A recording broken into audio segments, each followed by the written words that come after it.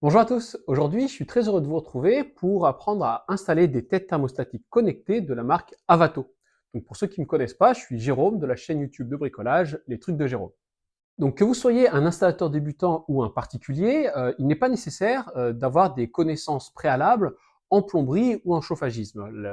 Ce qu'on va faire ici est très simple, c'est vraiment à la portée de tout le monde, mais c'est quand même bien d'avoir au préalable quelques notions sur le fonctionnement des circuits de chauffage. Ça vous permettra de voir déjà ce que ces têtes peuvent faire et aussi dans quel cas on ne peut pas les installer. Cette vidéo, elle se décompose en trois grandes parties. La première est dédiée justement à ces rappels sur les circuits de chauffage, mais également sur tout ce qui est le fonctionnement en domotique, par exemple entre les protocoles Zigbee, l'application Tuya et la connexion des appareils, le rôle des têtes également thermostatiques connectées. Dans la seconde partie, on va procéder à l'installation de quelques têtes dans quelques cas de marques différentes. Et on procédera enfin à la connexion via l'application de toute notre installation et on verra ce qu'on peut faire à partir de là. On se passe ici dans le cadre d'un système de chauffage qui fonctionne avec des radiateurs à eau. Évidemment, si vous êtes équipé ou votre client d'un système de radiateur électrique, c'est un autre type d'équipement qu'il faut installer, mais c'est tout à fait possible. Dans notre cas, donc pour des radiateurs à eau, peu importe que le système de chauffage, par exemple, fonctionne avec une chaudière gaz, une chaudière fuel, une chaudière à biomasse, une pompe à chaleur ou ce que vous voulez d'autre, peu importe également que la chauffe soit individuelle ou collective. Donc, par exemple, imaginons que vous ayez une chaudière collective dans un immeuble, ça importe peu.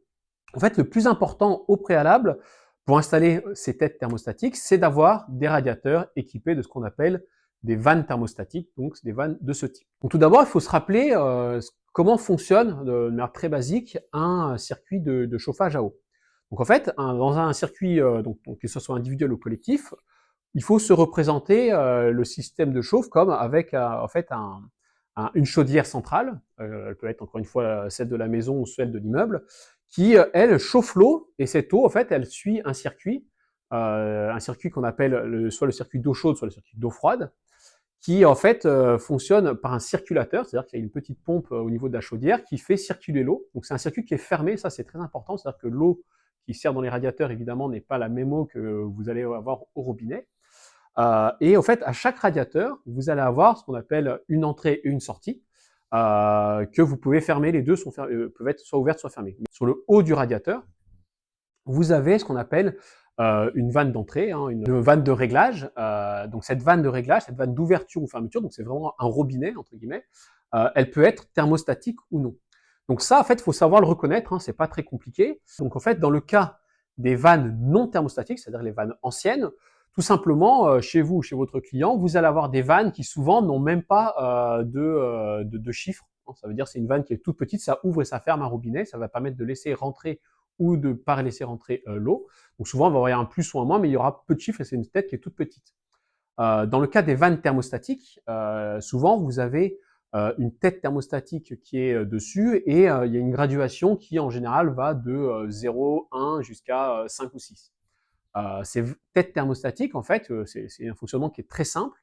L'idée, c'est que en fait, quand on règle sur un chiffre, en fait, l'ouverture ou la fermeture de la vanne se règle en fonction de la température ambiante, et ça, c'est par l'intermédiaire d'un gaz. C'est-à-dire que lorsqu'il fait très chaud, le gaz va se dilater et ça va avoir plutôt tendance à fermer votre vanne thermostatique, c'est-à-dire à couper votre radiateur, alors que quand il fait froid, pour maintenir une certaine température, la vanne va plutôt être ouverte.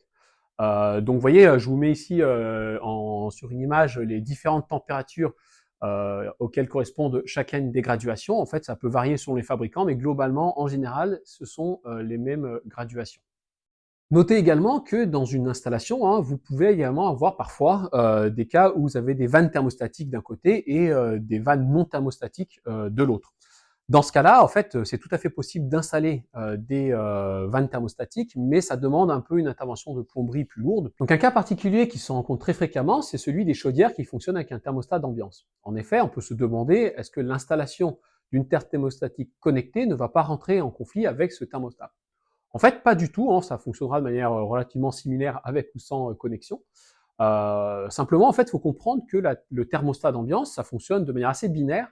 L'idée, c'est que en fait, votre thermostat, c'est un petit boîtier, hein, généralement sans fil ou ça peut être avec fil, qui communique avec votre chaudière. C'est-à-dire qu'on le place généralement dans une pièce, souvent c'est le salon, donc loin des radiateurs, tout ça, et on lui dit, moi je veux atteindre une température cible, par exemple 19 degrés, et lorsque le thermostat détecte autour de lui une température de 19 degrés, eh ben, il va arrêter la chauffe de la chaudière, et lorsqu'il sera en dessous, il va dire à la chaudière, déclenche-toi.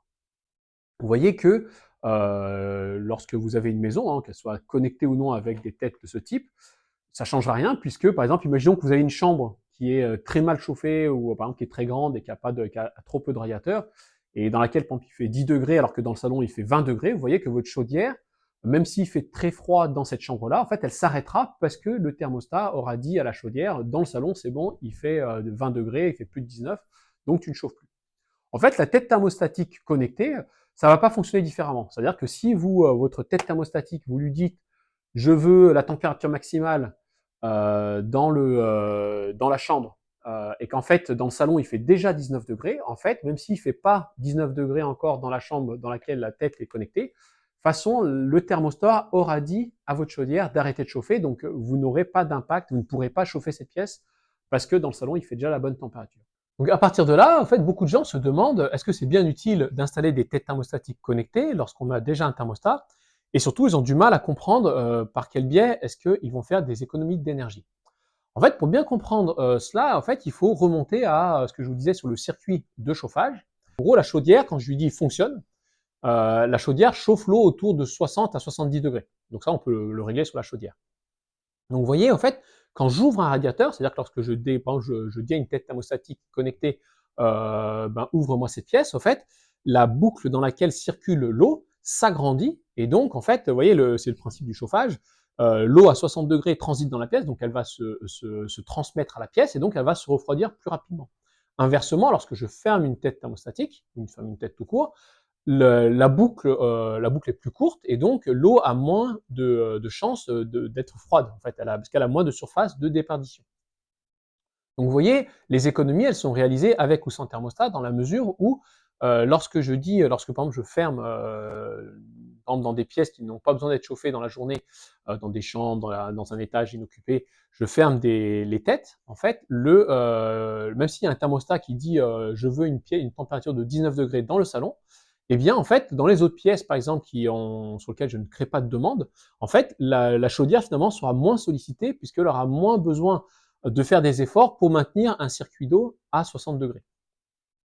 Les têtes thermostatiques, ça peut être également utile dans un autre cas qui est, par exemple, si vous avez une pièce que vous n'utilisez pas beaucoup et que de manière impromptue, par exemple, quelqu'un va passer, il vous appelle et vous dit, bah voilà, je passe ce soir, vous pouvez piloter à distance, par exemple, la tête en disant, bon, bah, je sais qu'il va venir, donc à midi ou à 2 heures, je sais pas, par exemple, je commence la chauffe de la chambre pour que le soir, lorsque la personne arrive, la pièce soit chaude. Donc ça évite, par exemple, de laisser la pièce allumée toute la journée.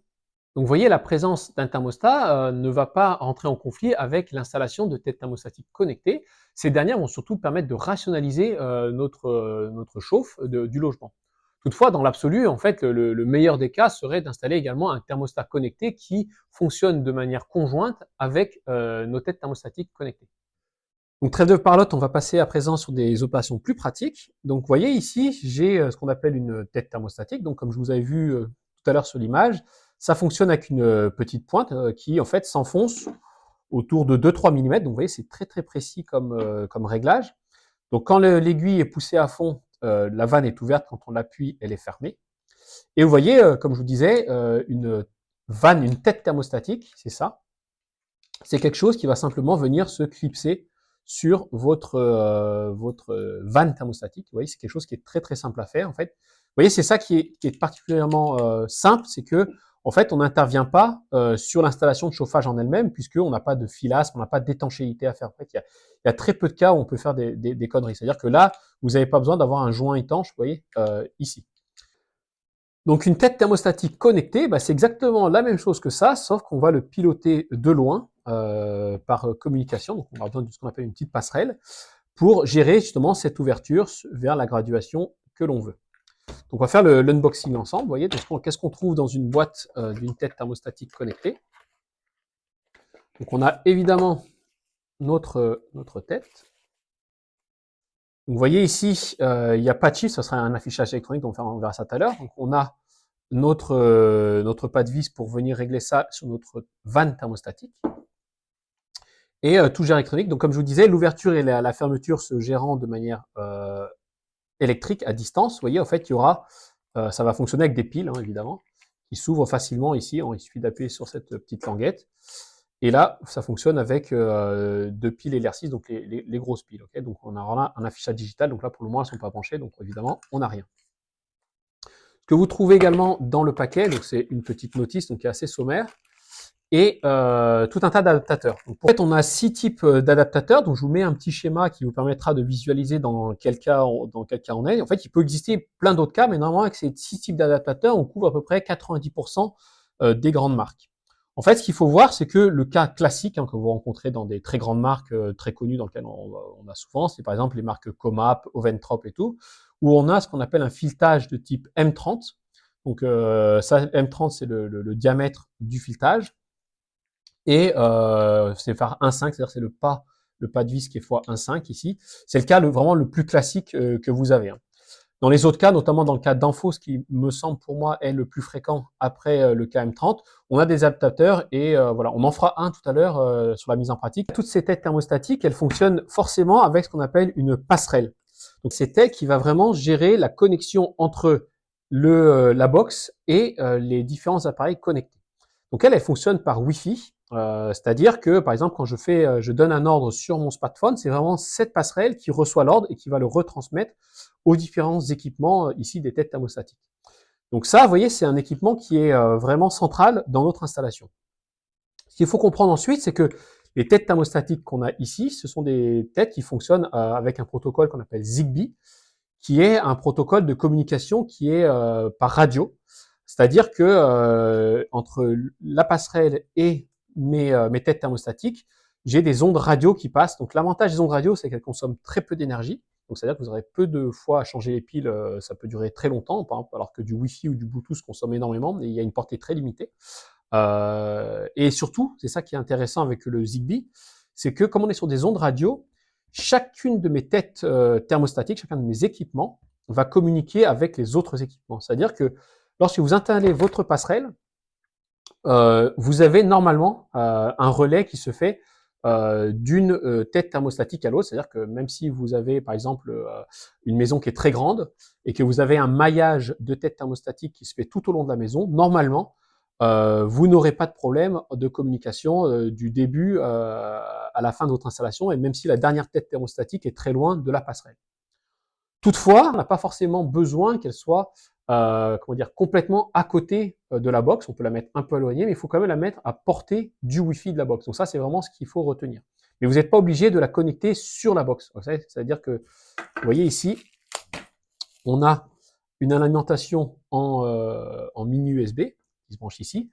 Vous pouvez la mettre en sortie directement sur la box, parce que la box souvent est équipée d'une alimentation USB. Mais vous pourriez tout à fait, vous voyez, utiliser les adaptateurs qu'on utilise pour les téléphones portables et brancher ça, par exemple, dans une pièce non directement à votre box. Vous voyez.